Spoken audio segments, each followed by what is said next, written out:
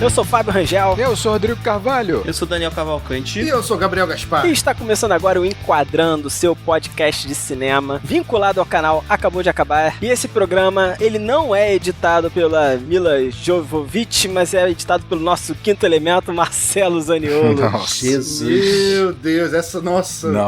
Obrigado. Acho aquela típica situação que a gente não sabe se fica feliz pela menção ou se fica triste pela piada sem graça. Desculpa, Zaniolo. Acho que inclusive podia fazer a thumb desse programa, em vez de fazer com um filme, podia fazer o quinto elemento, só que no rosto, em vez de ser a Mila Jovovich, botar o Marcelo.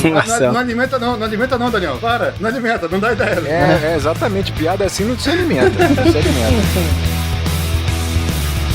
Hoje vamos falar de um filme inspirado nos quadrinhos da DC, que é Coringa, ou melhor, Joker. Primeiramente que o filme foi dirigido por Todd Phillips, que também fez parte do filme que escreveu o roteiro. Uma coisa que me chama a atenção é que o Todd Phillips, ele é um diretor de comédia, né? Ele dirigiu algumas comédias recentes, como Se Beber Não Case, Um Parto de Viagem, Se Beber Não Case 2, Se Beber Não Case 3.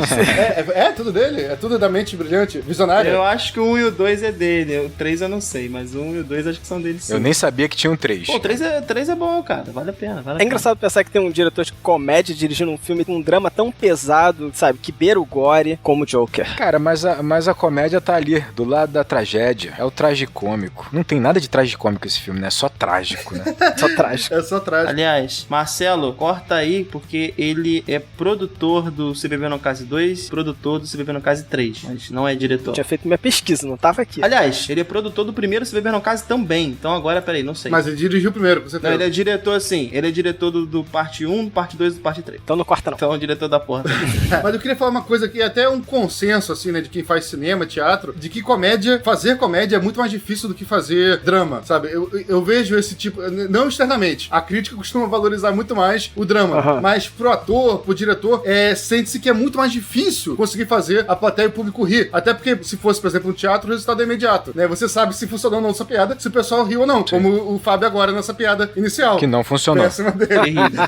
Então, assim, se a pessoa ela é boa, ela tem um grau de excelência na comédia, em geral, ela vai sair muito bem no drama. No drama, e um exemplo aí que a gente vê, o próprio Jim Carrey, quando vai se aventurar em filmes de drama como ator, ele se sai muito bem. E o Walter White, né, o Bryan Cranston, né, que sempre foi um ator de comédia, e aí quando ele resolveu se aventurar no drama, né, também é um ator soberbo. E vejo até uma certa semelhança entre Breaking Bad e Joker, no sentido que é a jornada de um vilão, o caminho pra se tornar um vilão. Mas a gente não vai entrar nesse aspecto, não. É só isso. Quem faz comédia bem, faz qualquer coisa, tá ligado? Só que no Breaking Bad ele se torna vilão a partir da entrada das drogas, né? No caso do Joker, quando corta as drogas é que ele vira vilão, né? Mas enfim, esse filme ele foi indicado, né, diversas categorias do Oscar. Ele ganhou o Oscar de melhor ator com Joaquin Phoenix, como Arthur Fleck, que é o próprio Coringa, e melhor trilha sonora. Ele também ganhou essas mesmas categorias no Globo de Ouro. E vou trazer aqui a sinopse do filme pra gente poder introduzir aqui o nosso episódio sobre Joker. Arthur Fleck é uma pessoa com problemas mentais que vive em uma metrópole violenta chamada Gotham. Conforme ele vai sofrendo as violências nessa sociedade, ele vai assumindo seu alter ego chamado Coringa. Aí, essa sinopse aí tendenciosa. Tendenciosa, né? Muito tendenciosa essa sinopse. Eu acho que eu sei do que você vai falar. Tenho certeza que você sabe, eu tenho certeza. E é óbvio que a gente vai discordar, né, Rodrigo? É óbvio. Olha, eu venho percebendo isso, a gente discorda sempre. Você e Daniel ficam contra mim sempre. Sempre. Teoria da conspiração, isso aí é total. Síndrome de perseguição. Mas eu queria até acrescentar, complementar um detalhe que tá nessa sinopse aí, tendenciosa do Fábio, mas não tendenciosa, tudo é tendencioso, não tô julgando não. Mas, enfim, o filme já introduz, né, que a cidade é uma cidade doente, né? A cidade tá doente, tem pragas na cidade, a cidade tem uma quantidade exagerada de lixo e de rato, sabe? Então, assim, ele mostra já nas cenas iniciais e nos inserts de TV, de rádio, né, que você vai ouvindo. Tem um voice-over, né? Que a cidade, exatamente, não é uma cidade saudável. Aquele ambiente não é um ambiente saudável, é um ambiente doente. Aliás, Gotham nunca foi uma cidade saudável, né? É impressionante. Nunca foi. O herói é um rato com asa. Eu não sei o que faz uma pessoa morar em Gotham. Sinceramente... A necessidade. Só pode ser, cara. Eu acho...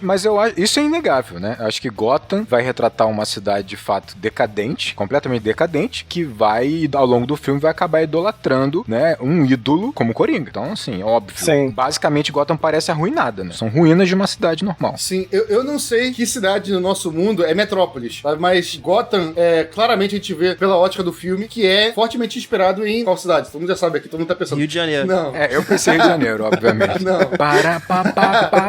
Eu pensei que era Rio de Janeiro. Não, poderia. É inspirado em Nova York dos anos 70, né? Aquela Nova York que era realmente feia, suja, extremamente violenta, que a gente vê nos filmes em Taxi Drive, enfim, em vários filmes que são uma referência, né, pro filme do Joker. E você vê até que é Nova York dos anos 70, que o slogan... É slogan o nome, Fábio? Você quer... Slogan.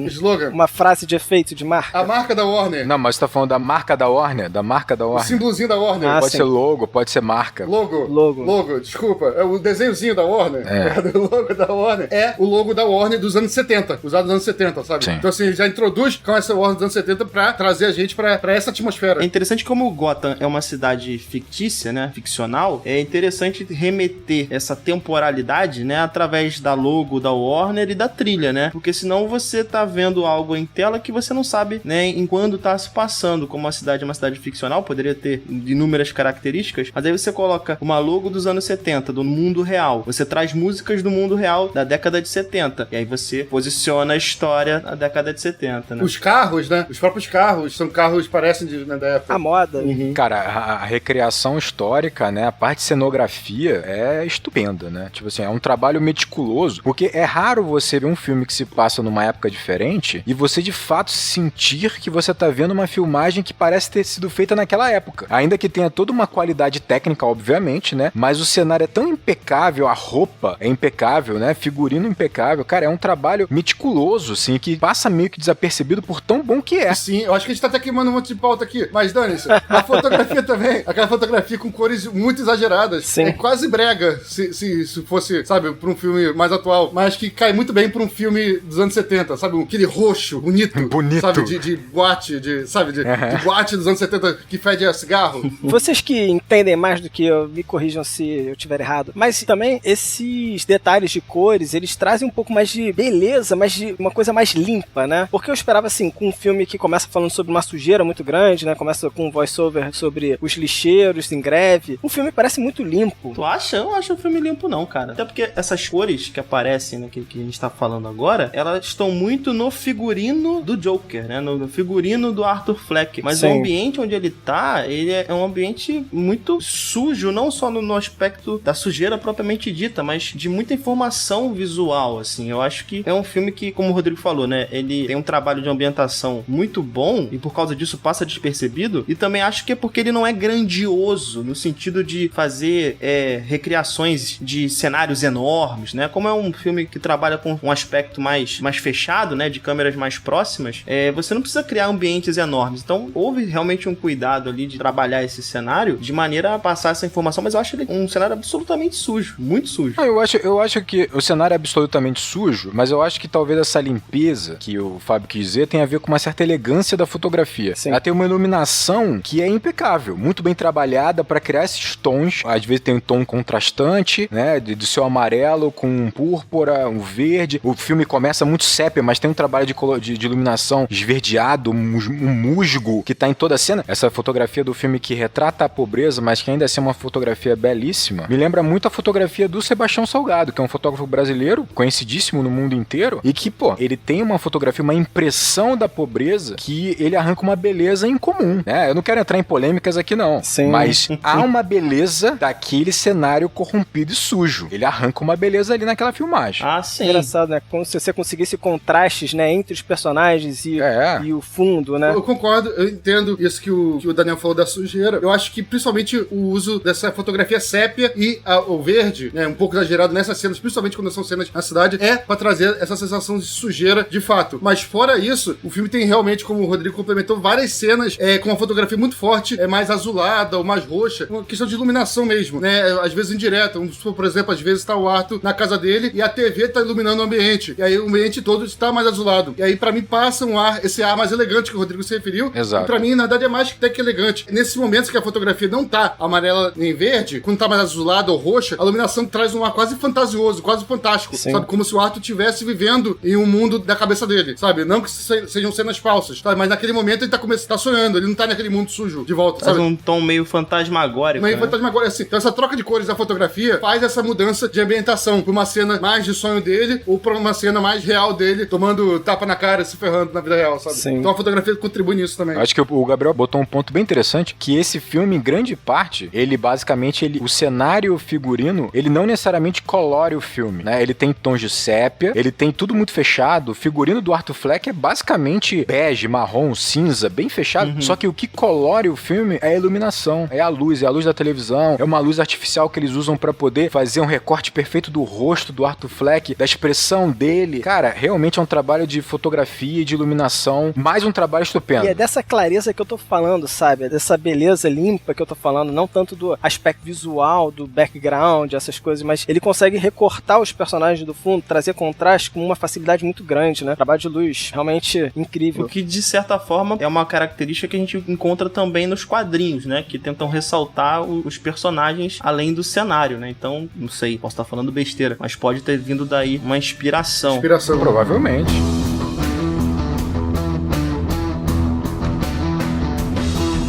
Agora vamos trabalhar sobre o arco do Arthur Fleck, né? A transformação de Arthur Fleck em Coringa. Falar sobre isso é basicamente falar sobre o filme inteiro, porque isso é o filme. Falar sobre o filme inteiro, claro. Embora eu tenha coisas aqui na minha pauta que é meio que paralela a isso, mas que também abre espaço pra gente falar sobre a grande atuação do Joaquin Phoenix. Meu Deus. Que é ele nesse filme, né? É, maluco, o cara é embaçado, como a gente chama aqui no Rio de Janeiro, né? É embaçado. Nossa. O cara realmente é um camaleão, né, cara? Meu Deus do céu. Assim, ganhar Oscar por filme de super-herói já foi uma barreira vencida, né? Mas assim, independente se esse filme fosse de super-herói ou não, até a gente pode abrir essa discussão depois. De quadrinho. De quadrinho, né? De quadrinho, digamos assim. É, porque super-herói fica estranho. Coringa, ele é só um... É só um super vilão foda. Independente da barreira de ganhar um Oscar aí por um filme de quadrinhos, já ter sido vencida, né? Já ter sido rompida. Cara, eu acho que não tinha como, cara, aqui a gente premiar outro cara, porque é uma atuação que destaca muito ele, primeiro, dos outros papéis. Por exemplo, quando a gente falou de Os Sete de Chicago, a escalação de alguns atores que já trazem, né, um background consigo. Cara, eu vejo aqui não o Joaquin Phoenix, eu vejo de fato o Arthur Fleck ali, né? É como se o cara tivesse colocado a própria persona à disposição, né? Acho que é isso que um ator faz, né, na verdade, em prol do personagem como um todo, cara. É realmente assustador. O que ele faz com o corpo dele, o que ele faz com o gestual, o que ele faz com a expressão facial é bizarro. Isso aí que o Daniel trouxe sobre a atuação dele, depois já vou me debruçar mais sobre esse assunto. Mas de se entregar seu corpo inteiro, né, ao personagem, é uma coisa, como eu falei, né, o filme tem referências a Nova York anos 70 e, em particular, um filme em específico, né, que traz essa sujeira desse mundo, né, esse mundo corrompido, fazendo surgir um vilão doentio, que é Taxi Driver, né, e o De Niro, ele tem um filme também do Scorsese, que é a grande referência pra esse filme também e tal, mas o De Niro, Robert De Niro, ele tem, principalmente nessa época do Taxi Driver, né, é muito claro na sua atuação o uso do método, que é exatamente isso, de se entregar de corpo e alma pro personagem, né? Dizem que ele ficou lá dirigindo, uns 6 meses dirigindo táxi pra fazer o Taxi Driver em Nova York e tal. O método, né? A parada... O método, né, exatamente. Um dia, talvez, não sei se, acho que esse não é um programa ainda pra isso, mas um dia a gente vai focar bastante nisso. E como o filme traz isso, o método, o De Niro, Taxi Driver, não à toa tem o Robert De Niro no filme também. Verdade. Tem o Robert De Niro no filme, sabe? É meio que quase que passar um bastão, na minha opinião, em matéria de atuação, sabe? Tipo, isso que eu fiz nos anos 70, vai lá, faz agora nos anos 70 fictício, sabe? Toma aí. É isso. Eu acho que o Joaquin Phoenix, ele incorpora não só o Arthur, mas toda a complexidade do que é ser o Arthur com os seus problemas mentais, com as suas patologias e essa transformação até alcançar o Coringa. É basicamente assustador, porque eu fiz uma brincadeira, né? Falar sobre a atuação dele é falar sobre o filme, porque a gente tá falando sobre um estudo de personagem, né? É o arco completo, de origem de um arquivilão do Batman, que é o Coringa. Então, todo o filme é esse processo. Então, quando a gente fala sobre processo, esse processo que há no lado emocional, da construção psicológica do personagem que vai do Arthur Fleck até o Coringa, ele é feito gradualmente, meticulosamente. E quem consegue isso é o Joaquin Phoenix, que ele consegue, já desde o início com o Arthur, ele dá lampejos de um Coringa. Às vezes é um olhar, às vezes é uma postura, às vezes é um tom de voz que ele fala com a mãe um pouco mais grosseiro. Então, de um momento você tá vendo ele acanhado, fragilizado, totalmente derrotado como Arthur Fleck, e num lampejo ele demonstra uma força interna interna, uma violência interna muito estranha pra gente naquele momento. E isso vai gradualmente aumentando e o Coringa vai tomando presença, tomando o domínio daquele corpo, e quem consegue isso é Joaquin Phoenix com a atuação dele, cara. É absurdo. Cara, quando você vê o Coringa aparecendo, você sabe que ele é capaz de qualquer coisa. E isso é atuação. E a gente não falou aqui da risada, Sim, né? Porque, assim, nossa. talvez seja o símbolo máximo dessa transformação. Primeiro, a ideia de trazer essa doença, né? O Arthur Fleck como uma doença patológica, né? De um riso incontrolável é algo que até então, assim, eu não sou um profundo leitor de quadrinhos, mas eu não reconheci essa origem para o Coringa em outro local, essa característica, né? Do Arthur Fleck ser um cara que tinha um problema com risada, né? Porque ele não conseguia controlar o riso. Acho que é algo muito peculiar aqui desse filme. E transformar essa doença que o personagem tem, explorar ela do jeito que foi explorado e dar tons diferentes pra essa risada, não ser uma risada constante ao longo do filme, né? Uma coisa batida. Não, cara, pra cada momento tem uma risada diferente e mal ou bem você consegue até entender quando é uma risada que ele tá simulando um humor que ele não compreende, que o Arthur Fleck não compreende, quando é uma risada de nervoso, involuntária, da síndrome que ele possui, e quando é de fato, né, o Coringa se colocando pra fora, né, ganhando corpo. Uma risada autêntica. Não, Daniel, a risada é algo importantíssimo a você falar sobre esse filme. E agora eu vou falar um negócio, agora tem que falar. Vocês viram o Snyder Cut? Vocês viram aquela risada, perdão, do linguajar, tá? Viram aquela risada bosta do Jared Leto no final? É muito fácil fazer o Coringa, é só você fazer uma risada estranha, tá tudo legal. Que sem propor a risada na hora errada, no tom errado, é muito estranho. Não, tipo, imagino o Jared Leto pensando, eu tenho um Oscar, eu faço uma risada estranha, bizarra. Eu posso fazer o que eu quiser. Eu posso fazer o que eu quiser. Caraca, horrível. Ou seja, não é tão simples fazer essa risada do Coringa, a risada é algo extremamente importante nos quadrinhos. Assim como o Daniel, eu também não sou, eu sou um consumidor amador de quadrinhos, não sou um profissional sobre o assunto e tal, mas eu sempre vejo que a risada dele é muito importante pela fonte que é usada no quadrinho. Normalmente é numa fonte diferente das outras letras que estão nos balãozinhos e tal, extrapola às vezes o balão, sabe, rasga a página inteira com uma risada com uma letra diferente. Então é algo que extrapola a própria linguagem dos quadrinhos dentro deles. E como transformar isso em audiovisual, né? Como a gente ouvir essa risada que se destaca nos quadrinhos. Ou seja, é um trabalho ingrato, porque qualquer coisa não vai superar a expectativa da nossa mente. Na nossa mente, a gente imagina uma risada mais macabra possível. A risada mais macabra da minha mente é diferente. No mundo, a risada do mundo das ideias, né? Exatamente. Qual é a risada platônica do mundo das ideias? Sabe? Nenhuma risada vai superar ela. Não vai. E o Joaquin Phoenix conseguiu criar uma risada. Sabe que se não é a risada, o cavalo ideal do mundo das ideias, sabe? É muito próximo, porque ela é quase universal. Não, eu posso falar por mim, a risada dele superou e muito a risada que eu tinha, minha platônica na minha cabeça. Superou. Sim, realmente. E a atuação que o Daniel falou, por dentro da risada, é muito louco, porque ela é só com o olhar, sabe? Assim, a boca dele tá fazendo um movimento, o som da boca dele é mas o olhar passa uma emoção totalmente diferente, né, do que o seu rosto tá fazendo e do que o som da risada tá fazendo, sabe? Então, assim, é muito com o olhar, você consegue entender se ele tá sofrendo, se ele tá tentando se turmar, qual é a emoção dele. O cara conseguir fazer isso com 90% do corpo dele fazendo outra coisa, e só o olho passando pra gente a verdadeira emoção, é muito louco, é tomar banho. Muito louco, É muito louco, é muito É louco. muito louco. Quando eu era moleque, eu gostava muito de ver aquele desenho do Batman, né? Batman ano 1, né? Passava, acho que era na Record, sei lá, onde passava. E na dublagem brasileira, o Coringa tinha uma voz absolutamente marcante, eu não vou recordar o nome do dublador. E na versão americana, é o Mark Hamill que faz a voz do Coringa, né? O Luke Skywalker. É o Luke. E ele é absolutamente famoso por essa risada. Os caras pedem pra ele fazer essa risada em programas de talk show e tal. Então, assim, trabalhar essa risada do ponto de vista de um personagem, no caso do Coringa, é uma marca. É a marca dele, a risada, né? E você, nesse filme, um filme que aborda a construção desse personagem, você desconstruiu a risada. Tu deu novos tons pra ela. E quem fez isso, cara, porra, não tinha como não dar um Oscar pra esse cara, porque realmente... Sim. Primeiro, o personagem e o filme é um presente, porque se o cara souber aproveitar, ele vai chegar lá, ele vai ser indicado pelo menos. É um daqueles grandes filmes que dão a possibilidade do ator, né, se destacar de fato, mas se o cara não tiver competência, ele não vai, né? E aí, porra... E aí tá o Jared Leto pra mostrar pra gente que não é só receber o nome do papel. O Gabriel odeia o Jared Leto, é notório. Porra, não odeio, eu gosto dele em outros filmes. Não, que isso, não odiamos aqui. Tem até 30 Seconds to Mars no Spotify dele. Mas deixa eu aproveitar aqui e puxar um gancho em cima da fala do Daniel anterior, que o Daniel falou o seguinte. O Daniel falou que existem duas risadas. E existe uma coisa além do arco do Arthur Fleck, que é um arco que eu chamei de arco da comédia. Aí eu queria falar sobre isso, né? Porque meio que o Arthur Fleck, ele não entende entende, logo no início, o que a sociedade entende como engraçado. Por isso que ele tem uma segunda risada, que é a risada que o Daniel falou que é a risada fictícia dele, uma risada artificial pra ele rir nos momentos em que ele acha que deveria ser engraçado. Então você percebe na cena em que ele tá assistindo um stand-up no Pogos, né, que é o local lá do stand-up, ele ri totalmente descasado com o público usando essa risada. Mas quando ele chega em casa, após matar os 3 rapazes e assistir o noticiário, ele dá uma risada diferente, uma terceira risada aqui que eu vou colocar. Uma risada irônica, que não é nem uma risada exagerada, né?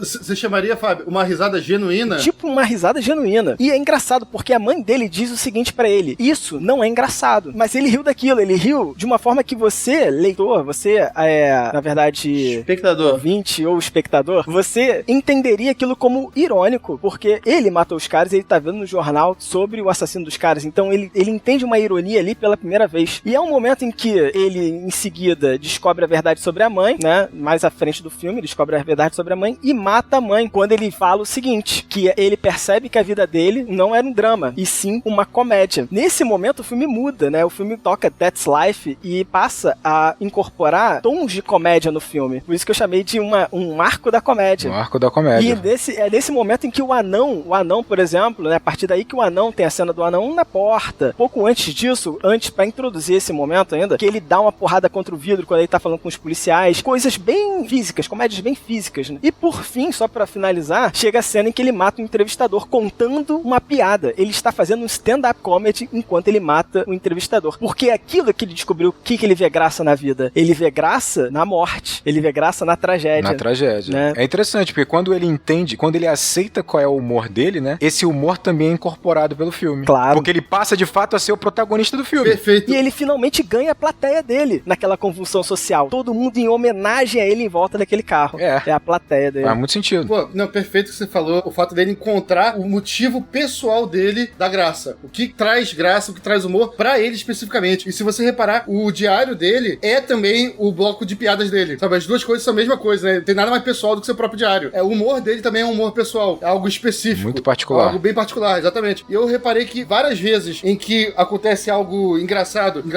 né, no contexto geral, né, e ele não consegue rir, em geral são momentos que estão piadas, em geral, que estão constrangendo alguém, ou constrangendo o anão, ou o cara tá contando uma piada que tá ridicularizando alguém, sabe? E nesses momentos ele solta aquela risada do constrangimento. É uma risada também quando, sempre que alguém tá sendo constrangido no ambiente, mesmo que não seja em forma de piada, etc, quando ele tá sendo constrangido, né, quando ele abordou aquele garoto lá no início do filme no ônibus, e a mãe deu um corta fora nele, quando há um constrangimento, ele solta essa risada especificamente, que eu chamo aqui de a risada do constrangimento, que quando você falou é totalmente diferente. Patológica, né? Patológica, exatamente, né, que é a risada construída, né, a parte quando ele nota uma violência sobre ele. Como um mecanismo de defesa. Um mecanismo de defesa, uma violência contra ele ou contra alguém, quando ele nota alguém sofrendo violência, ele dá essa risada patológica. E aí eu acho que quando ele vê a reação dessa pessoa à violência inicial, e aí que ele consegue soltar essa risada genuína, né, que você trouxe. Cara, aí você percebe, tipo assim, o Fábio acabou de falar que é um arco dentro da própria risada, sabe? Tudo nesse filme tem a ver com essa progressão, esse arco que vai começar do ponto A ao ponto B, cheio de complexidade. Essa autodescoberta dele, né? É uma autodescoberta, exatamente. Ele tá descobrindo o humor dele porque ele tá se autodescobrindo, ele tá descobrindo quem ele é de fato. O interessante, a gente conversou em Bacurau sobre a interpretação da Sônia Braga. O como era difícil, como era complexo a atuação dela, porque ela conseguia passar. Ela não só conseguia passar de uma emoção pra outra, de uma forma natural, espontânea e comunicativa, como ela conseguia passar várias camadas de emoção. Agora tu pensa uma atuação do Coringa, que ele vai do ponto 0, que é o Arthur Fleck, ao ponto 10, que é o Coringa, passando por todos os níveis, todas as camadas de uma forma, às vezes instantânea, às vezes lenta, gradual, às vezes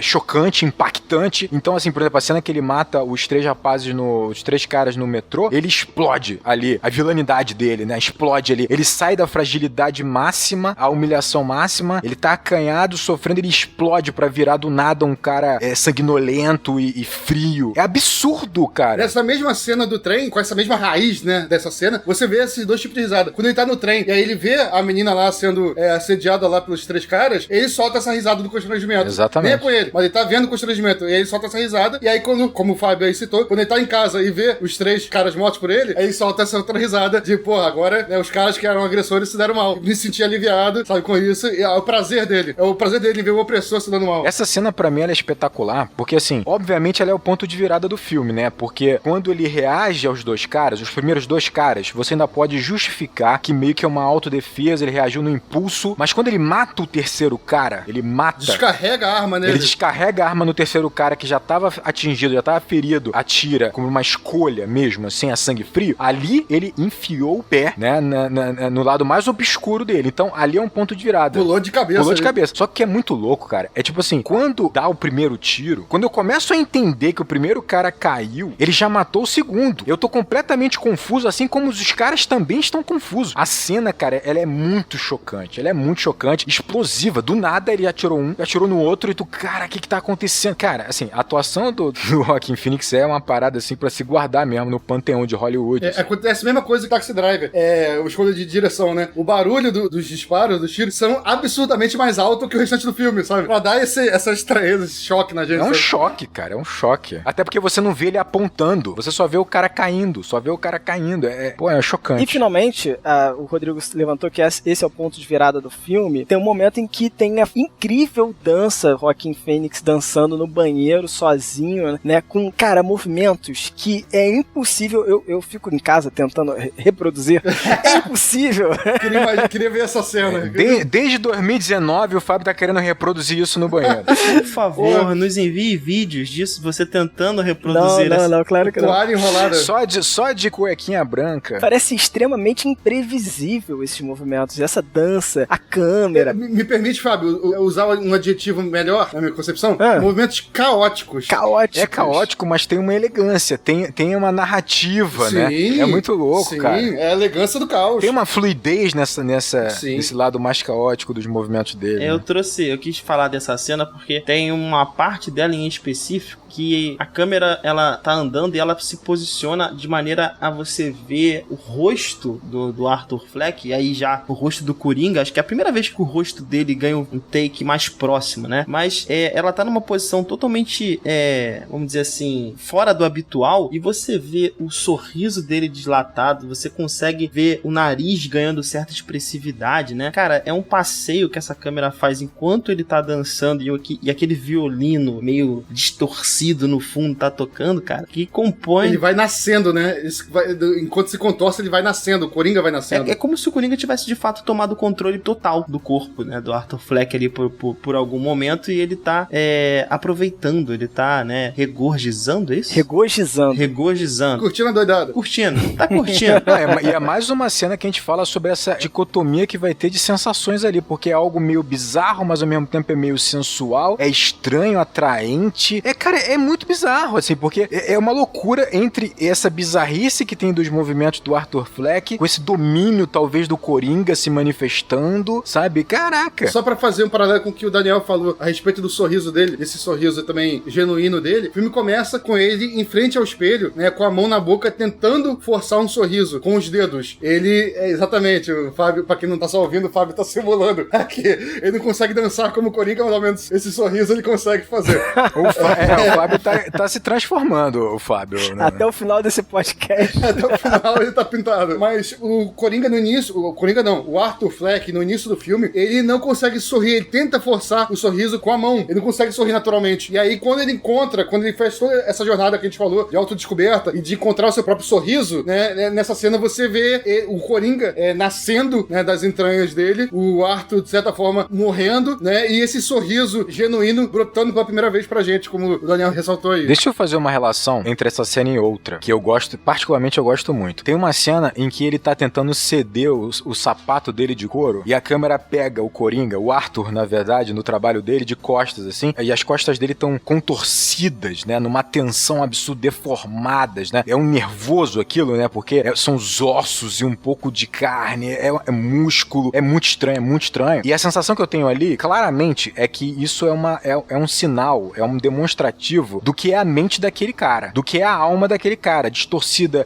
sob tensão, deformada por algo, e que tá prestes a ceder, tá prestes a romper. Como o sapato, né, que ele tá fazendo uma força. Exatamente. Né, que não cabe o pé dele no sapato, ao mesmo tempo tem o Coringa, tem um ser ali dentro que não cabe naquele corpo, tá tentando sair. Exatamente, o Coringa não cabe naquele corpo do Arthur Fleck, e ele parece que ele vai estourar a casca, vai arrebentar a casca. E é um sapato de palhaço, um sapato grandão. Exatamente, pra tu ver como é que o pé também é grande do Arthur Fleck, né? Um monstro que vai sair. E aí você chega na cena de dança, você tem a mesma deformidade, tá tudo muito contorcido, mas ele vai ganhando fluidez, é como se a tensão estivesse cedendo. Parece que ele não quer mais segurar aquilo lá dentro dele, né? E só que ele não rompe, ele meio que ganha, ele fica mais plácido, mais flácido também. Ele ganha controle sobre isso. A tensão cede, porque o Coringa agora só tá no controle, então aquele corpo se adequou ao Coringa. Ele cabe no seu corpo. Ele cabe no seu corpo, exatamente. Uma coisa que talvez tenha sido só uma feliz coincidência, mas quando a câmera foca no chão do banheiro, agora eu posso estar exagerando. Confesso que às vezes eu exagero nessas metáforas. Talvez seja só uma feliz coincidência. Eu também fiquei prestando atenção nisso, um xadrez. Isso, exatamente, preto e branco. Enquanto ele desliza, sabe, de forma fluida sobre esse preto e branco do chão, sabe? Caraca. Mas tu acha que o que é esse xadrez? Tu acha que tem alguma brincadeira de... Eu acho que tem essa dualidade do preto e branco, sabe, do certo e errado, e ele ignora o certo e errado e desliza sobre aquilo, dançando, sabe? Luz e sombra, né? Luz e sombra, né? Luz e sombra, exatamente. Caraca, eu pensei que tu ia puxar que o xadrez tem regras e ele tá deslizando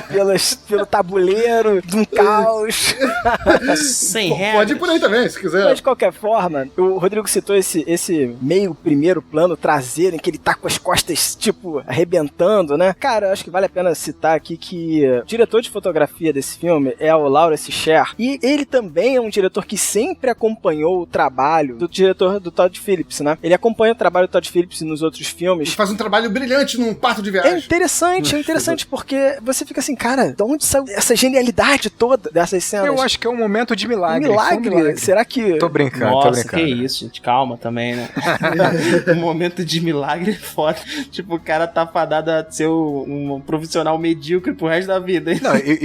Não, vale dizer que Se Beber Não Case, o primeiro particularmente, é um bom filme, é bem conduzido. É um divisor de águas da comédia, sabe? É bem divertido. Não, claro. Muito legal. E a gente não pode confundir uma coisa, né? A carreira dele, a carreira de um diretor ou de um profissional em Hollywood, não necessariamente é a carreira dele por inteiro. Ele pode estar fazendo curtas ou filmes independentes, claro. E ali ele pode estar experimentando e aprendendo. Só que em Hollywood, grandes estúdios, ele vai ganhar algumas oportunidades específicas. E ele ganha especificamente em comédia, porque é onde ele começou, onde ele parece que ele tem um pouco mais de expertise para os estúdios, né? Para os produtores. Claro, né? E é a produtora que vai cercear esses caras, esses grandes artistas, de chegarem e colocarem uma alma deles num filme dessa forma, sabe? Mas é interessante que o projeto desse filme, né, do Coringa, por mais que ele tenha sido uma aposta, ele é uma aposta da DC, né, no final das contas, porque vamos posicionar ele na época de lançamento. A Marvel fazendo filmes em fase 1, fase 2, fase 3, fase 4, cada um interligado. Fazendo a limpa, Sim. Passando a limpa. Vingadores e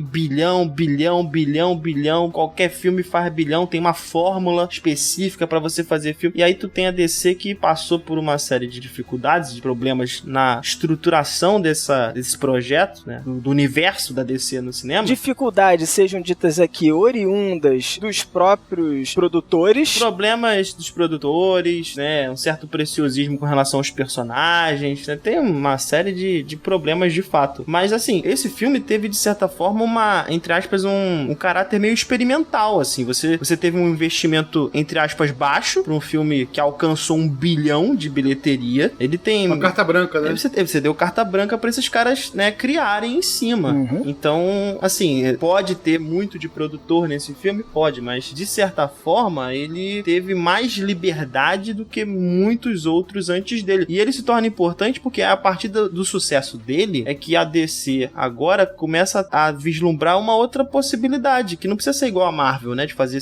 30 filmes intercalados, né? Os filmes amarrados, pode fazer né? filmes soltos, né? Abraçar a obscuridade, né? A escuridão. Sempre teve essa pegada. Eu acho que foi o que o Daniel falou. Eu acho que a Warner vai fazer isso, vai seguir com filmes isolados que se fecham em si mesmo, né? Talvez você possa fazer uma pequena trilogia, um arco menor, porque realmente funcionou muito, né? E aí, assim, é importante falar do Lawrence Sher, porque ele conta essa história junto com o Joaquin Phoenix, né? Ele também tá montando esse personagem. O exemplo a gente acabou de dar, né? Uma coisa é você filmar esse corpo enquanto ele tá tentando abrir um sapato, né? E outra coisa é você filmar aquele balé dentro do banheiro, né? Ou seja, ele também tá contando essa história junto com o Joaquin Phoenix. Então, assim, tem que mencionar o nome do cara mesmo. Não sei se foi o lampejo de genialidade à la Whiplash, mas é um trabalho bem feito, cara. Não, cara, eu acho que é uma conjunção mesmo de fatores, sim. Você tem o Todd Phillips orquestrando, mas você tem cada um desempenhando muito bem. Ó, nós falamos do figurino, nós falamos na cenografia, nós falamos da fotografia, da filmagem, a atuação. Pô, a trilha sonora é estupenda. A trilha sonora, não só pela própria trilha musical, mas eles usam muito, por exemplo, o som do ambiente pra tentar externalizar o lado emocional do Arthur. Sempre tem pancadas e batidas, o som do trem. O som do trem, aquele som do trem irritante. Exato, o ruído do trem. Parece que tá tudo dentro da cabeça do Arthur. Então, assim, é um trabalho conjunto maravilhoso que teve uma inspiração clara, como o Gabriel falou. Ele vai trazer o Taxi Driver do Scorsese, o rei da comédia do Scorsese, e ele vai fundo nessas referências. Só que ele consegue, ainda que você veja claramente a relação, não só da história, mas também da filmagem, do cenário, mas, cara, ainda assim, ele é um ótimo filme, ainda assim ele tem suas particularidades. Então, cara, ele fez um trabalho muito bem feito. Ele não inventou a roda, mas ele fez um trabalho incrível. Filme com alma, né? Você vê que tem uma certa... Ele se inspira, obviamente, nesses filmes que você acabou de falar. Porra, Taxi Drive tá ali, cara. Assim, se você, de repente, se tu olhar no fundo, passa lá o De Niro jovem lá no fundo dirigindo um táxi, assim. O negócio é realmente muito parecido. O que só mostra, cara, que você não precisa de, porra, 250 milhões de dólares pra fazer um filme bom, cara. Pelo amor de Deus. Então, assim, vale muito a pena, assim, do ponto de vista da DC, tu investir 60 milhões de dólares e ganhar 1 bilhão, 3 a cada 4 anos, sei lá, de 3 em 3 anos, 4 em 4 anos, do que, por exemplo, financeiramente pensar que a Marvel investe milhões e milhões e milhões e arrecada os mesmo bilhão. São estratégias diferentes. Cara, eu concordo com você, mas eu acho que a gente também tem que pensar no seguinte: um filme como Coringa, ele dificilmente ele faz parte de uma estratégia. Eles podem tentar fazer o que eles quiserem pra fazer novos filmes tão bons quanto Coringa, eles podem fracassar em todos. Porque, cara, quando você fala sobre um filme bom, a gente não tá falando de um filme bom, a gente tá falando de um filme que ele pode vir se tornar um clássico cult aí pela frente, pela qualidade dele. Cara, são particularidades. É que a gente tá falando de todos os filmes que a gente vem gravando, são conjunções que tornam um filme muito maior. Então, a Warner pode tentar fazer agora, vamos fazer agora do Espantalho, vamos fazer agora do sei lá, de todos os vilões do Batman. Do Pinguim. Provavelmente vai ficar uma merda. Em geral, quando a Warner se planeja, dá ruim. Dá ruim. Verdade. Porque a genialidade não tem como dar certo, cara. A genialidade é genialidade, ela acontece. São lampejos, como a gente falou em Whiplash. Mas né? É aquele pensamento longo prazo, né? Parece que eles quiseram pensar a longo prazo no passado, porque a Marvel tava fazendo isso, se ferraram e agora estão arriscando pequenas produções, coisas mais assim, né?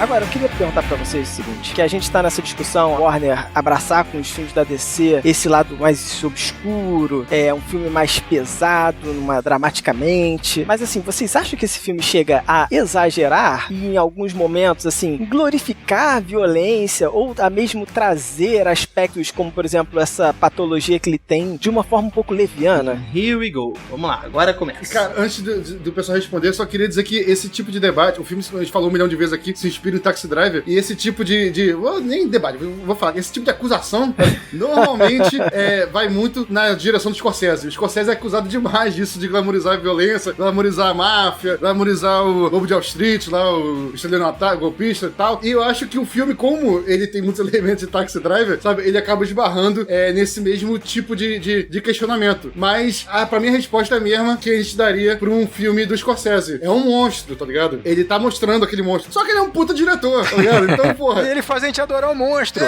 Não, eu acho que o Coringa, ele chafurda um pouco mais o pé na lama do que os filmes do Scorsese. Esse debate aconteceu muito em Tropa de Elite também com o Capitão Nascimento, né? Vangloria a violência, glorifica, os fins justificam os meios, né? Foi muito debatido isso porque, cara, a gente tem a narração do Capitão Nascimento e a gente adora o Capitão Nascimento. É um debate semelhante. A gente vê o filme sobre a ótica do Capitão Nascimento, sobre a ótica do Capitão Nascimento. E aqui sobre a ótica do Coringa. Eu acho que assim, até concordo com o que vocês posicionaram, mas eu acho que aqui no Coringa ele é um pouco diferente, porque assim, não é simplesmente uma violência visual, né, que a gente tem nos filmes do Scorsese, uma glamorificação, vamos dizer assim, de uma personalidade contestável, que é do mafioso, é do estelionatário, enfim, no caso aqui é do vilão, né, do filme. Vilão não, né, mas do... Psicopata, seria um psicopata social. Sim, né? do psicopata, perfeito, do psicopata. Mas eu acho que aqui, no Coringa, existe um detalhe adicional, talvez, talvez, que tá muito mais não na filmagem em si, mas como esse personagem foi concebido pra esse filme. Então acho que a ideia aqui não é um problema basicamente de direção, eu acho que a violência desse filme. Eu acho que ela tá muito mais retratada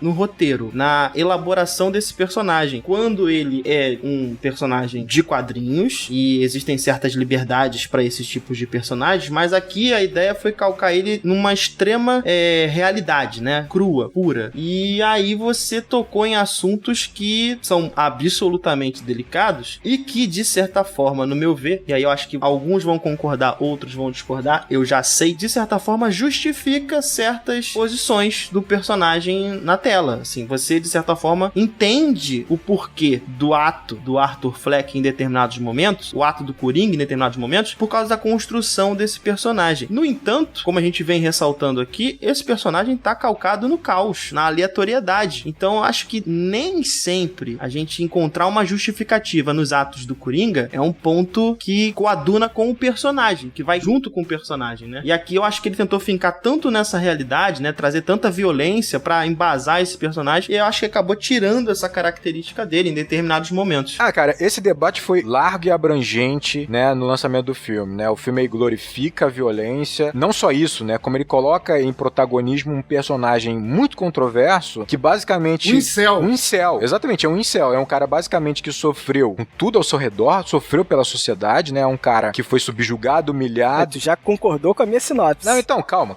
vamos lá. Mas é, tipo assim, isso é inegável. Ele sofre, ele Não, ele não é amparado pela sociedade, ele é um cara humilhado, agredido diversas vezes, a gente vê isso ao longo do filme, e que ele vai devolver violência para essa sociedade, né? Certo. O rancor dele, todos os traumas, ele devolve em violência. Eu concordo que isso é bastante perigoso, né? O Daniel tocou num ponto que é interessante, que é o seguinte, cara. Quando você pega um personagem dos quadrinhos, ainda que ele esteja, por exemplo, numa graphic novel como Piada Mortal, ele ainda tem tons, tem mais liberdade pra você trabalhar essas aberrações, essa violência extrema, essa loucura. Quando você pega isso e coloca no cinema, e você ainda exagera realmente no realismo, fica realmente perigoso, porque você não tá ali construindo simplesmente um vilão, ele é um psicopata, né? Ele é um cara, ele é terrível, assim, ele não é simplesmente um vilão de quadrinho. Você perde a caricatura e fica só cruel a parada, né? E isso é perigoso sem dúvida nenhuma, porque você tá gerando empatia, né? O público tá gerando empatia, envolvimento com um cara que é tão terrível. Tá bom. A questão é que, assim, eu acho que o diretor tenta consertar isso de duas maneiras. Ele tenta contornar isso de duas maneiras. A primeira, mostrando, por mais que ele não diga qual é o problema psicológico, qual é a doença psicológica do Coringa, a gente sabe, fica claro que ele tem, talvez várias. Algumas a gente pode até sugerir, mas fica claro que ele tem uma doença grave. Tanto é que ele fala, eu tomo 7 remédios e ainda assim eu tô no estado que eu estou. Esse é o primeiro ponto que ele tenta ali contornar essa situação. O outro ponto pra mim é um pouco mais flagrante e mais interessante, é exatamente a extrema violência. Você tem uma cena simplesmente que ele mata um cara, um colega de trabalho, com uma tesoura. Ele dilacera o cara com uma tesoura, ri disso, fica todo ensanguentado, ri disso e ainda cria uma piada junto com outro colega de profissão que é um anão. Ele mata o apresentador a sangue frio na frente de todo mundo como se fosse uma grande piada. Então essa violência pra mim, ela não tá ali simplesmente pra trazer audiência, simplesmente pra chocar. E ela tá ali pra justificar o seguinte, olha, vocês estão envolvidos com o Coringa, eu sei, mas é o Coringa. Ele é cruel, ele é realmente mau. Olha como é que ele mata o cara e ele se diverte. Porque se ele tivesse contornado essa violência, deixado ela mais tênue ou não mostrado, calhava do Coringa de fato virar pra gente um anti-herói. É essa brutalidade que faz com que a gente saiba e veja que ele de fato é cruel pra caramba, que ele é um psicopata. Porque olha só, Rodrigo, eu entendo o teu ponto de vista, mas eu queria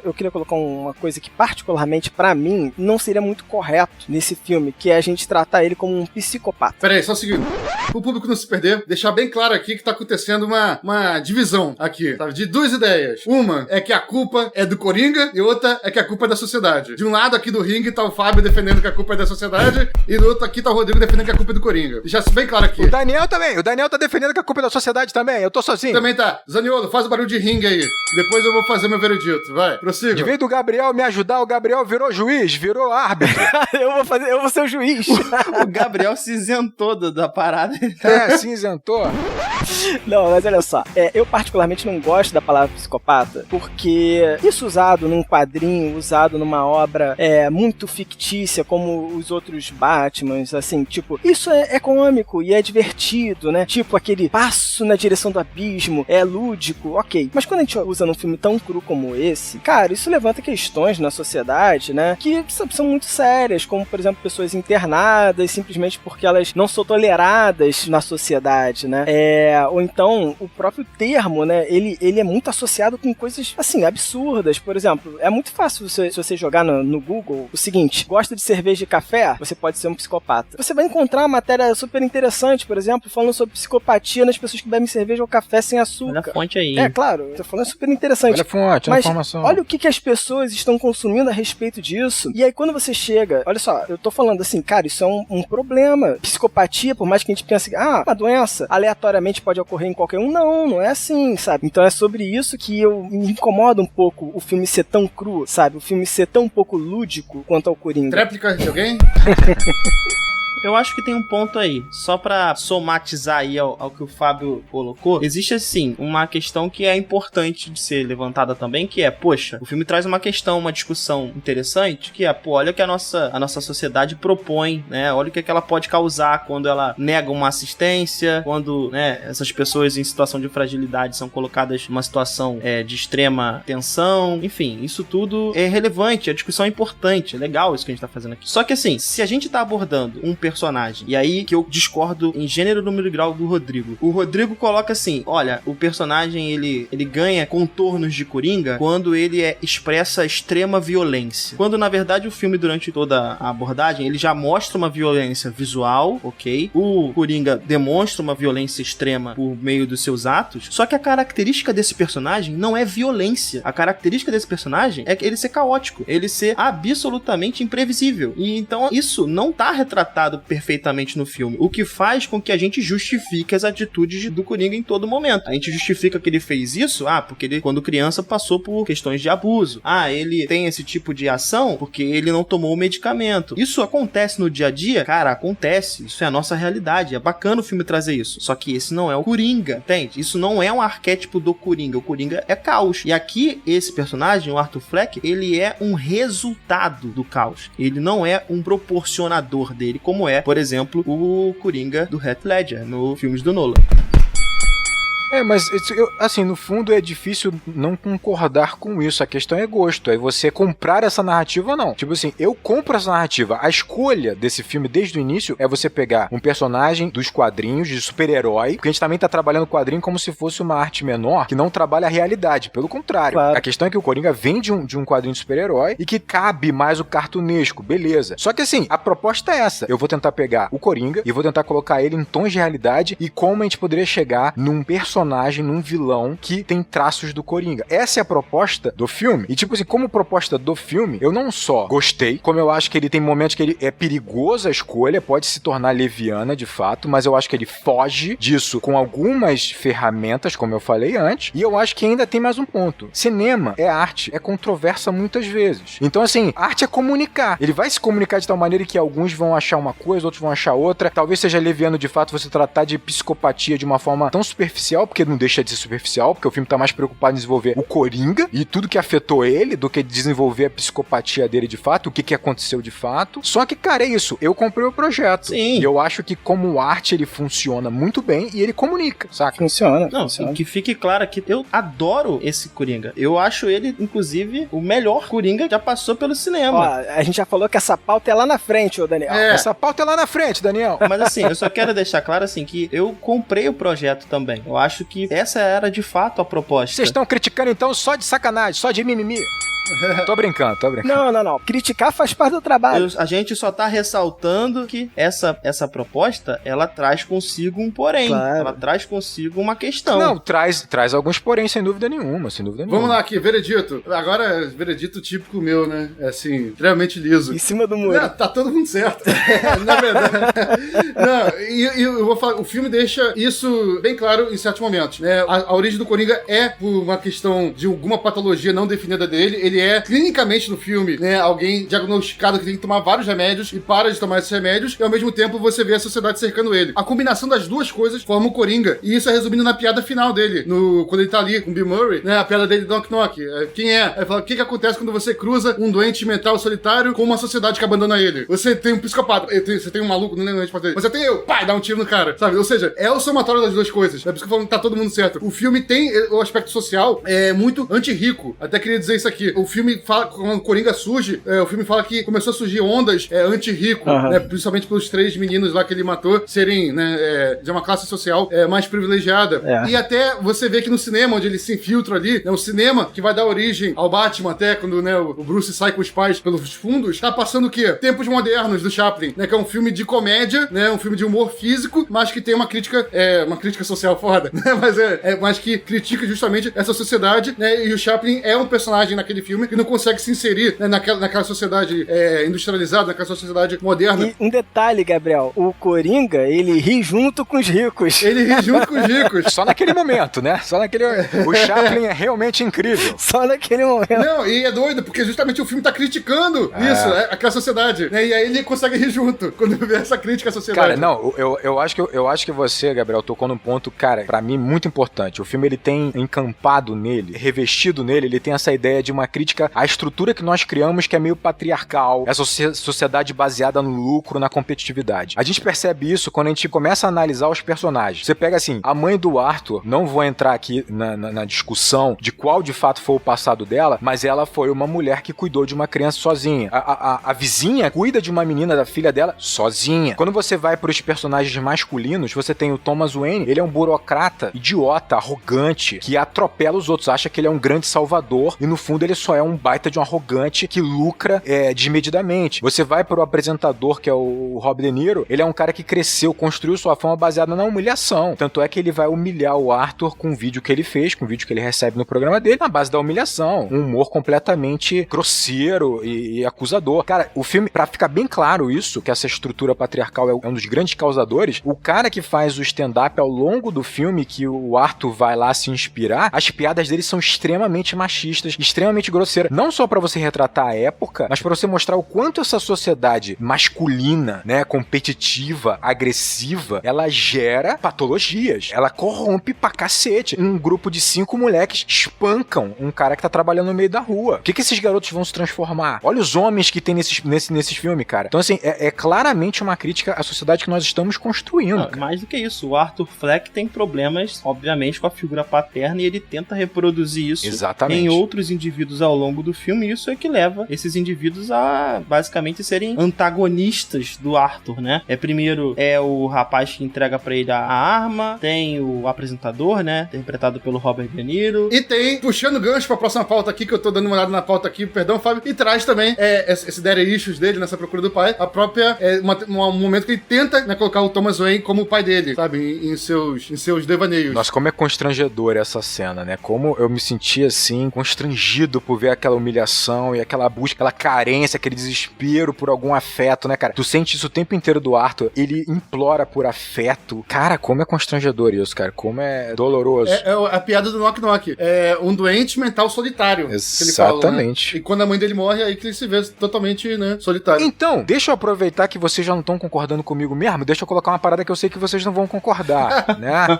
Vamos lá. A gente falou lá no início, e eu não atropelei a pauta pra não estragar aqui a ordem do programa, a gente falou sobre a risada no início do nosso programa. Obviamente, né, como a gente falou, a risada, ela é uma patologia, né, do Arthur, ela é uma doença, ele não tem controle sobre ela, e como bem colocou o Gabriel, ela surge no momento de constrangimento, no momento que ele tá ameaçado, né? Cara, aliás, é desesperador. Quando você sabe que vai surgir a risada. É mais desesperador do que quando ele tá rindo. Quando ele tá rindo, você já tá constrangido, mas antes é desesperador. Tipo assim, não ri, ele vai rir. Putz, ele vai rir. Tipo, é terrível. Mas então, eu acho que essa risada também serve como uma bela metáfora em relação ao Coringa. Pra mim, o Coringa está em Arthur desde o início. Como se estivesse naquela casca. O Arthur é uma casca, são camadas ao redor do Coringa, né? E como a gente também já falou, o Coringa quer sair dessa casca, quer romper essa casca, quer surgir desse sapato de palhaço velho que é o Arthur. E aí, o interessante é que pra mim, por que o Arthur não tem controle sobre a risada? Porque a risada é do Coringa, não é do Arthur. Então, quando há uma situação de humilhação, quando há uma situação em que o Coringa debocha acharia do Arthur, ou então do que o Coringa reagiria de forma diferente, ele gargalha. E o Arthur não tem força suficiente pra controlar ou pra esconder, pra solapar essa risada do Coringa. Porra. Tanto é que quando o Coringa vai ganhando controle, a risada também vai ficando sob controle, porque a risada não é do Arthur, a risada é do Coringa. Ô, Rodrigo, que mundo você acha que a gente não concordaria com isso, cara? Que argumento espetacular. Porra. Excelente. Porra, eu dou uma salva de palmas aqui. Puta merda. Obrigado. Não, mas olha só, mas vocês concordam comigo que o Coringa tá desde o início no Arthur? Desde o início do filme. Tá desde o início do filme. Nasceu com ele? Nasceu com ele, eu não sei, não viu o nascimento dele. Aí a gente tem uma discussão. Desde o início do filme. Não, tudo bem, tá bom. Eu não vi o parto do Arthur. Desde o início do filme. No início do filme ele já está lá, com certeza, né? Mas... Eu subi no ringue, chamei pro duelo e não teve duelo. Não, esse é o grande ponto. E eu acho que isso vai de acordo até com o duelo que a gente teve antes. Assim, o filme nos leva a acreditar que, beleza, essa risada é do Coringa. Eu também acho que essa tua interpretação, sensacional. É esplêndida. Sensacional. Só que essa risada está lá porque Arthur passou por X, Y e Z situações. Pode ser. Agora, posso até colocar uma coisa que fala com isso daí, Rodrigo, que eu acho, que vale a pena. O próprio Arthur Fleck fala em algum momento, né? A pior parte de ter uma doença mental é que as pessoas esperam que você se comporte como se não tivesse. Foda. Nossa, essa frase, Cara, isso é pesado, né? Quando você para pra pensar... Essa frase é maneiríssima, né? Pesadíssima. Eu não sei se isso é de alguém ou se é dele, de fato, né? Se tá no roteiro mesmo ou se é uma citação. Uma frase vinda de algum outro lugar. Clarice Lispector. Mas é engraçado quando a gente fala de caos, lógica, razão. A lógica, a razão, ela é algo que meio que luta contra a loucura, né? Meio que a gente tem isso na nossa história. O iluminismo, ele veio trazendo a razão, impondo a razão. Foi nesse momento em que criou-se sanatórios, né? Pra tirar da sociedade as pessoas que não deveriam fazer parte porque elas não conseguiam encontrar esse espaço da razão, né? Que eram os loucos na nossa sociedade. Então, eu acho essa discussão bem legal. O Coringa nascendo em cima de alguém que vem desconstruir a lógica, que vem desconstruir a razão, que é o caos, que é a imprevisibilidade. Cara, você falou dessa frase belíssima do filme, tem também uma frase pra mim dele que me tocou muito, que é quando ele fala pra psiquiatra, no segundo encontro, ele fala pra ela assim: você nunca me ouviu. Eu realmente achava que eu não existia, mas eu tenho certeza hoje que eu existo. Isso é poderosíssimo, é porque é muito triste, né? O cara chegar numa condição em que ele simplesmente acha que ele não existe, e a gente consegue entender por quê, porque por que ele acha que ele não existe? Porque ele não afeta ninguém. Ele é insignificante pra tudo que tá em volta dele, né? Então quando você não afeta ninguém, ou você parece insignificante pra todo mundo, porque pra única pessoa que ele cuida e que ele afeta, que seria a mãe vive numa realidade alternativa por conta da doença dela. Então, nem ela necessariamente ele afeta tão diretamente. Então, assim, óbvio que ele encara como se ele não existisse, né? E aí tem um ponto pra mim que é estupendo, que é triste, estupendo. É o trágico, mas é maravilhoso, que quando ele, infelizmente, ele assassina aqueles 3 caras no metrô, ele vai falar pra psiquiatra: eu existo sim. Ele chega nessa conclusão porque ele interrompeu a existência de 3 pessoas. Então, se ele interrompeu a existência de 3 pessoas, é porque ele existe. Porque não tem como ele não existir. Ele não é insignificante, ele matou 3 pessoas. Claro, essa conclusão é terrível. Sim, ele foi notado pela mídia também. Ele ganhou capa de jornal, TV. Também, né? Exatamente. O ato dele foi notado pela mídia e notado por outras pessoas, né? Ele tá virando um ícone. Cara, isso é terrível, isso é trágico, mas a gente entende que a vaidade dele agora só vai crescer. Ele é um cara mal resolvido, triste, né? Derrotado, que do nada ele percebe que ele existe, né? Olha isso. Sim, até essa questão do autoconhecimento dele também, já que a gente tá no momento frases fodas do filme, sabe? Também, tem esse momento também de autodescoberta dele, como a gente falou, essa risada dele descompensada, né? E aí quando ele consegue ver, né, a reação, né, violenta dele, né, a essa opressão, e consegue ter prazer com aquilo, ele também chega a falar essa frase em determinado momento do filme, que ele achava que a vida dele era uma tragédia, e aí percebeu que era uma comédia, na verdade. Que era uma comédia, exatamente, que vai fechar o arco que o Fábio falou, né, que é o arco da comédia dentro do filme e do próprio Arthur, né, do Coringa. É legal entender também que, assim, ele tentou se fazer notar através da comédia, né, e ele não consegue fazer isso. Ele tentou, exatamente, tentar ele tentou, ele né? tentou. E assim, vocês falando dessas frases, tem uma frase muito simples, que é da mãe dele. Ele fala pra mãe que ele quer ser comediante e a mãe fala pra ele: mas você não tem graça. E assim, Caraca. E ela fala isso numa ingenuidade, né? Você vê que não é nem pra ofender ele, sabe? então assim, essa frase, assim, não é uma frase tão pomposa, mas ela tem um peso no filme que, assim, pra esse cara, isso deve ter sido devastador. Devastador. Porra, eu faço várias piadas aqui em casa, minha esposa fala isso pra mim. Não, o Fábio tá se transformando, né? O Fábio tá se transformando. Eu não tenho graça, né? Fábio, você não tem graça, Fábio. Não adianta fazer piada aqui. Brincando. Obrigado.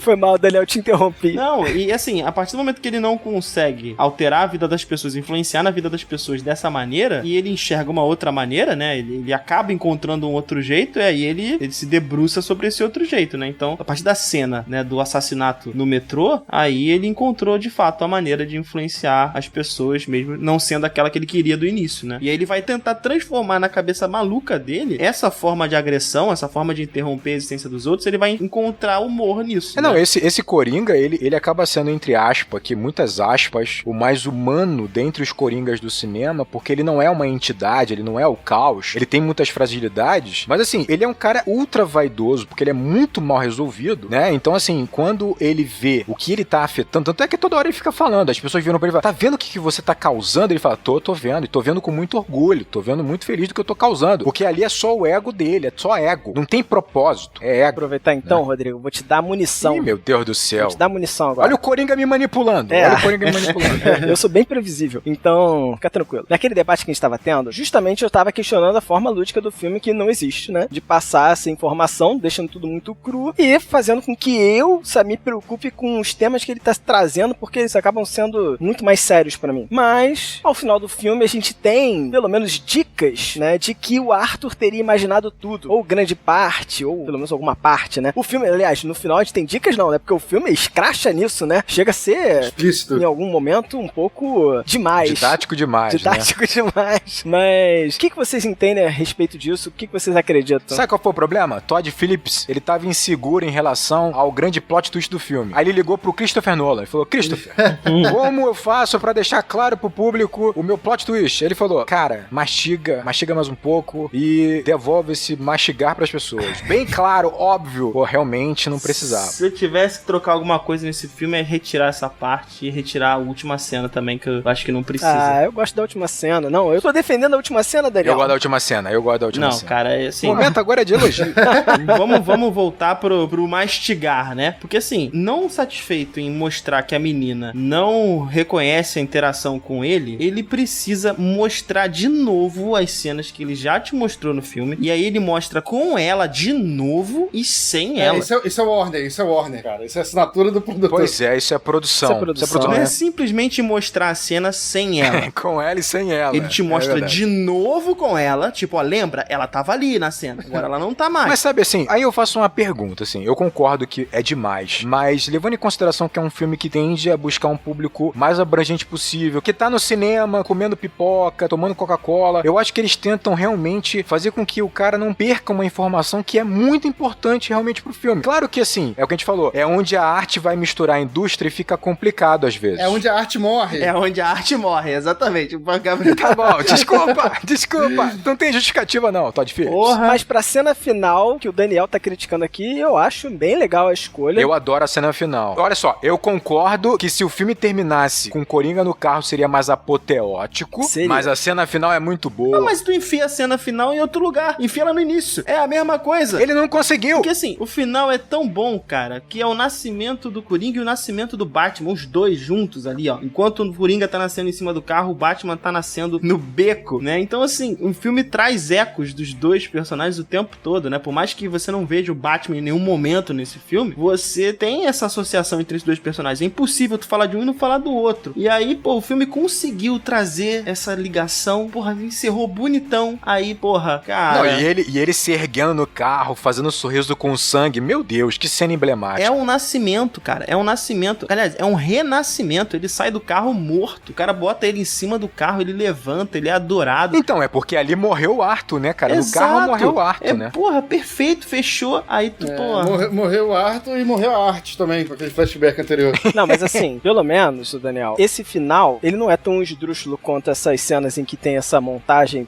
com a menina, sem a menina. Ele não é assim. Não, tá longe de ser, concordo contigo. E ele é um pouco mais lúdico, por mais que ali o sangue seja pesado, é um pouco gore e tal, mas ele é um pouco mais lúdico, é tipo... É estilizado, a violência é estilizada, né? Então só avisa pra gente. É marvelização. É marvelização. Não foi uma marvelização, não. Foi sim. Ali ainda é pesado. Tem comédia, Daniel. A única diferença é que não colocaram a cena depois dos créditos. Colocaram ela antes dos créditos pra não ficar na cara que era a marvelização da situação. É a marvelização da situação. Botaram uma cena que todos os filmes da Marvel fizeram. É, tá de sacanagem. Ah, não concordo não. É uma brincadeira. Entra uma comédia, entra um outro estilo de filme. É uma comédia. Comédia, Fábio? É uma comédia? Aquela comédia Chaplin, pô. É comédia física. O estilo de filmagem que eu falo. Não o tema, óbvio, não o tema. É um humor negro. Não, olha só, vamos lá. Daniel, por que eu tô dizendo que é uma comédia? Você não vê ele matando a mulher. Não precisa também mostrar a mulher morrendo, né? O fato de não mostrar também não fala que não é comédia também. Esse argumento não existe. Não, tudo bem. Não, calma, não terminei. E aí você vê ele caminhando pelo corredor, correndo, depois ele correndo de um lado pro outro, ainda vem um lettering na frente. O fim. Com uma letra toda desenhada. Cara, eu vou falar que eu não tinha gostado tanto dessa cena final, mas agora com a discussão de vocês me deu ferramentas para eu reinterpretar essa cena sobre a ótica de toda a mensagem do filme, e agora eu achei ela brilhante, na verdade. Nossa, então vamos lá. É brilhante, não, eu vou falar que... Vai lá, Gabriel. Olha lá. Tenta aí me convencer, porque tá difícil pra mim. Não, lembra que a gente viu aqui que o senso de humor, né, comum, social, é diferente do senso de humor do Coringa, que o Coringa, ele tira a risada dele da violência, de fato. E aí essa cena é direção, é audiovisual, é linguagem audiovisual. Ele usou a linguagem audiovisual da comédia pastelão pra mostrar uma cena violenta, que pra gente não tem graça nenhuma a cena, mas pro Coringa tem. Então sobre a ótica dele, aquela cena tá sendo passada pra gente na linguagem de comédia. Uma cena não engraçada. Sabe? Então essa mistura aí é brilhante, Porra, Gabriel, obrigado. O juiz resolveu entrar na briga e deu nocaute. Não, olha só. Interpretação bacana, mas eu vou te falar uma coisa. Nada nessa cena é de comédia. Desculpa. Nada nessa cena é de comédia. Não, mas a linguagem cinematográfica é. Não, a linguagem é, né? A linguagem O roteiro não é, mas a linguagem é. Então, me diz quais são as características de linguagem de cinematográfica de comédia presente nessa cena. Ele correndo e derrapando. Isso aí, tá, tudo bem. O personagem correndo de um ponto pra outro, sendo perseguido por 2 policiais. Ele, por sua vez, tem trejeitos. Legal. Mas o fato disso se tornar uma comédia, ele acabou de matar alguém. O lettering, a trilha sonora... Não, peraí. É o lettering que me disse se um filme é de comédia, se não é. Pelo amor de Deus. Eu tô te dando vários elementos. Daniel, ouve. É o seguinte, não é engraçado. Né? Tá ligado? A cena não é engraçada. Não é. E não é comédia. Não é uma cena de comédia. Mas ele filma isso, ele passa pra gente usando a linguagem da comédia. Usando a linguagem cinematográfica da comédia. Pra filmar uma cena não engraçada. Ele saindo de quadro e voltando de quadro. É muitos finais de vários desenhos, como o Tiny Toons. Ok. Mais uma coisa, Daniel. Vou te falar porque o Coringa falou pra psiquiatra, antes de começar essa cena de fato. Ele ri e fala, é uma piada que você não vai entender. Olha aí, Daniel não entendeu a piada. Não entendi. De fato, não entendi. Tô brincando. Não, ainda bem que ele não entendeu a piada, porque mostra que ele não tem nenhum traço próximo de um Coringa. Que bom. Daniel, mais som daqui. Não tem humor, mas é filmado como uma comédia. Mas vem cá, a gente tava elogiando dessa cena, e uma das coisas que de fato essa cena acaba trazendo foram o quê? Teorias, várias teorias por conta dessa cena. Vou botar uma aqui, a gente debate um pouquinho sobre ela, o que vocês acham? Uns afirmaram, por conta do incômodo que tiveram com a diferença de idade entre o Coringa e o Bruce Wayne, né? O Bruce Wayne é um garoto nesse filme, e o Coringa tem seus 30 e tantos, talvez, não sei. Muitos incomodados com essa diferença, eles justificaram da seguinte forma, que o Coringa de fato só aparece nessa cena, nessa última cena no Asilo Arkham, em que ele tá contando essa história de origem dele, misturando a própria história do Coringa com a história desse tal de Arthur Fleck. Então ele mistura as duas histórias e constrói uma história de criação que é a dele. Então tudo seria uma ficção, uma mistura, uma loucura, que ele tá contando pra ela e até diz, você não vai entender o humor que há nessa história que eu tô te contando. O que vocês acham dessa teoria? Vocês gostam dessa teoria? Eu acho uma história linda, você falou agora aí, uma teoria muito boa, mas o filme não aponta nada disso, tá ligado? Ele traz elementos. Pois é. Não, assim, eu acho... Aí você tem outra teoria que é o contrário, né? Tipo assim, que na verdade é o Arthur que ele pega a história do Coringa, que provavelmente existia ou existiu, e aí ele mistura a própria história dele com a do Coringa. Então, por exemplo, aquelas matérias, o jornal que tem na banca, as matérias sobre aquele palhaço assassino, era o Coringa vindo a surgir, mas o Arthur encampa, né? Pega essa história e incorpora essa história. E aí, quais são as justificativas, né? São algumas incoerências. Por exemplo, ele encontra o Bruce Wayne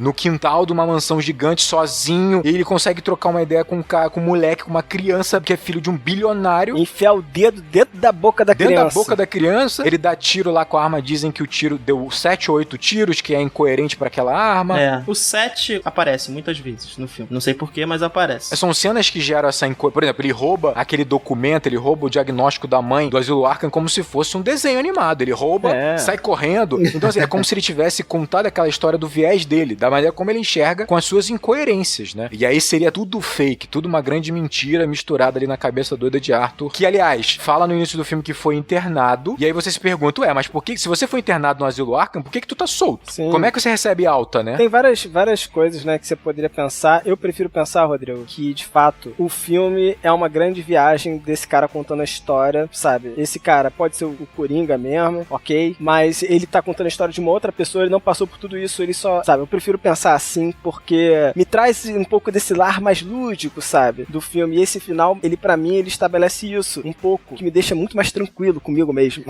Então, eu acho que, de fato, aconteceu o que foi mostrado no filme. Na minha concepção, não é uma história, enfim, viajada do Coringa, do Arthur, ali contando no hospício pelo seguinte motivo. Tem algumas cenas que só ocorreram na mente dele, que o filme teve o trabalho de explicar em flashbacks extremamente ridículos e didáticos, sabe? Ou seja, o filme assumiu essa postura de que o que não for real, eu vou pôr aqui na mesa, colocar um slide aqui, PowerPoint, isso, não aconteceu.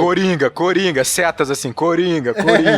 Seta, Coringa, exatamente. Então, se o filme adotou essa linguagem em algumas cenas específicas, sou levado a crer que as cenas que o filme não fez isso, de fato aconteceram. Só por isso. Eu só acho que, do mesmo jeito que vocês falaram quando a gente tava discutindo isso, que era o Warner, essas teorias aí, não é o Warner, cara. A Warner que é um negócio simples, fácil, né? Então, assim, isso aí só se torna possível, essa viagem louca aí só se torna possível por causa dessa bendita ou maldita última cena que vocês estão falando aí, né? Que a gente abordou. Então, assim, cara, pra mim, nessa eu tô com o Gabriel. Assim, cara, o filme já botou na tua cara. Ele disse o que é real, o que não é real. Conjecturar é sempre bacana, sempre legal, mas, cara, aí é viajar demais. E o fato do Bruce ser jovem, cara, a gente tá abordando um Coringa que é um Coringa específico. A DC não tá preocupada em trabalhar o Batman desse Coringa, entendeu? Ela vai trabalhar um outro Batman. Então, assim, não precisa ter essas conexões. Não, eu concordo total. Eu acho que, assim, o filme, vamos lá, o filme é maravilhoso, mas a gente também querendo alçar ele a um patamar, talvez, que seja irreal. É isso, é um filme ainda assim comercial, e toda essa zona meio cinza do filme que o diretor deixa, não é necessariamente por genialidade. Ele só deixou cinza e gera confusão. E aí gera debate, e é legal pra caramba. Eu terminei o filme meio dividido. Ao mesmo tempo que eu queria que ele se concluísse naquele filme e acabou, eu queria ver mais do Coringa, do Joaquin Phoenix, e eu queria ver esse Coringa confrontando um Batman louco lá, real também nesse universo, do Robert Pattinson que seja. Nossa. Eu queria, cara. Não é que eu acho que vai funcionar. Eu queria mais desse Coringa, eu queria ele confrontando o Batman, enlouquecendo o Batman. Eu queria. Assim. Cara, isso é sempre tão perigoso. Perigoso, é. Sempre tão perigoso. Eu queria o Coringa. Aí tem lá o Coringa no filme da Aves de Rapina. Aí não é o Coringa que o Gabriel mais gosta, por exemplo. Eu queria o Snyder Cut onde tem o Coringa. Aí aparece uma cena de Coringa. Também não é uma cena de agrado do Gabriel, por exemplo. Então, assim, você às vezes não precisa de mais. A gente tem que se contentar com isso aí. Pensa que uma continuação podia cagar tudo.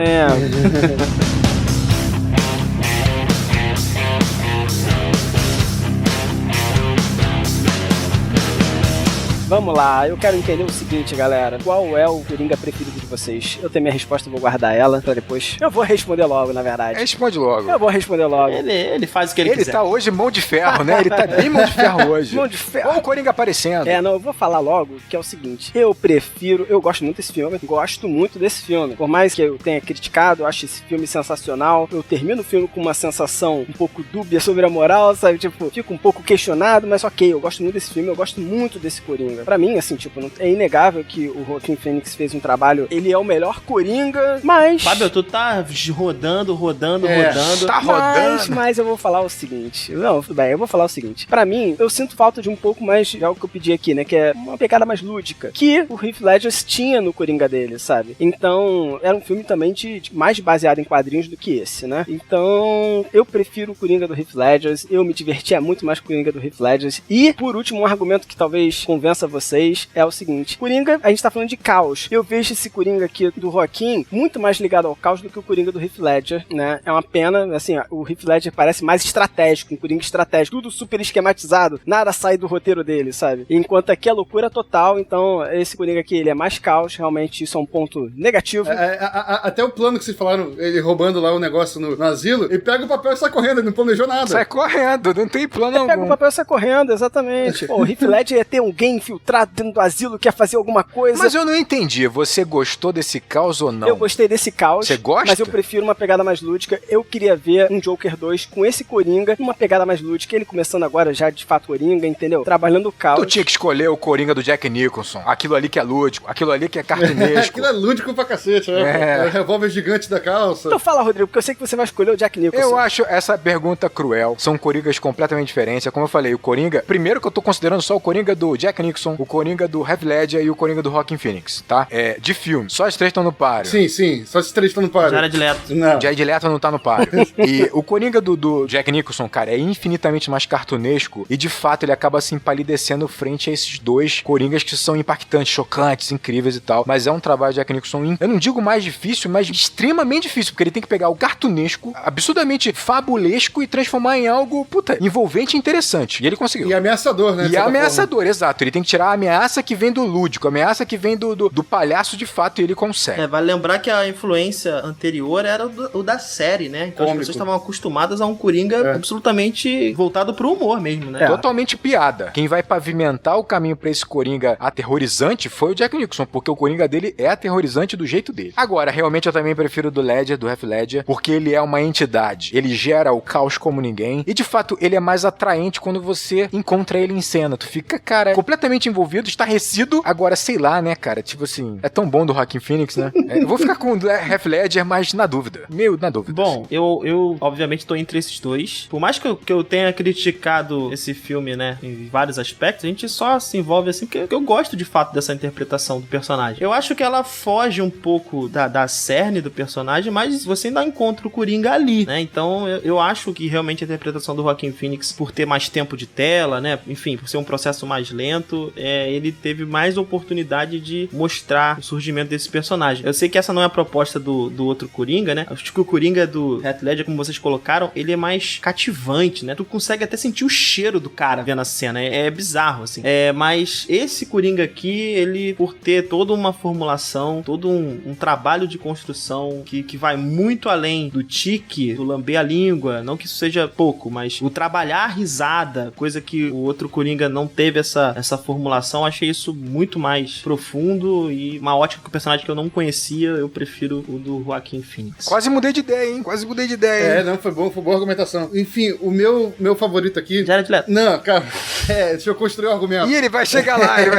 Vamos lá, Jared Leto. Ele vai dizer Jared Leto.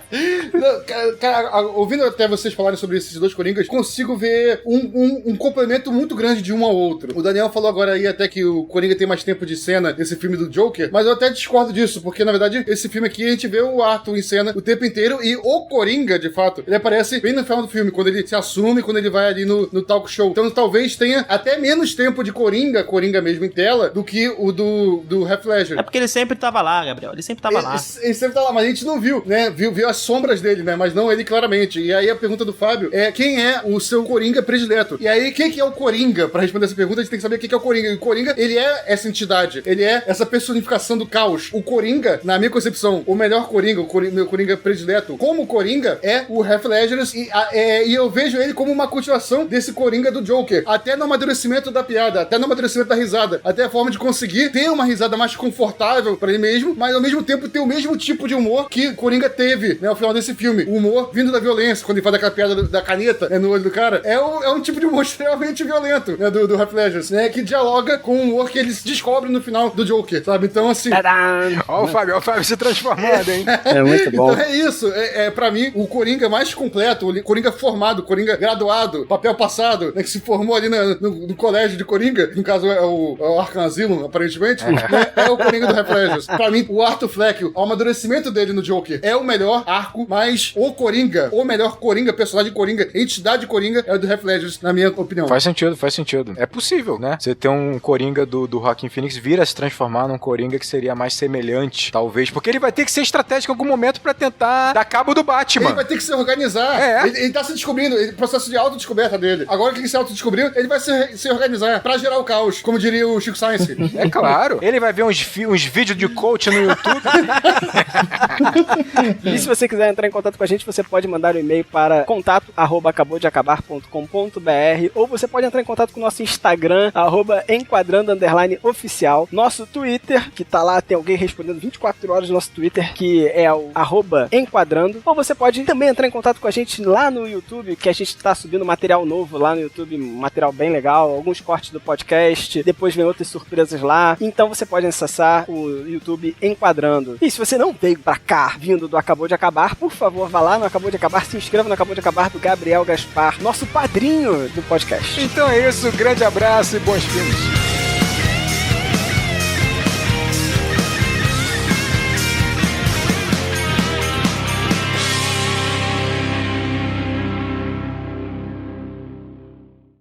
Tu quer discordar aí? Alguém quer discordar ou posso ir seguindo? Pode discordar aí, Rodrigo. Depois eu discordo também. Não, eu vou discordar, obviamente. Obviamente. Tô brincando. Ah, mas tu enfia a cena final em outro lugar.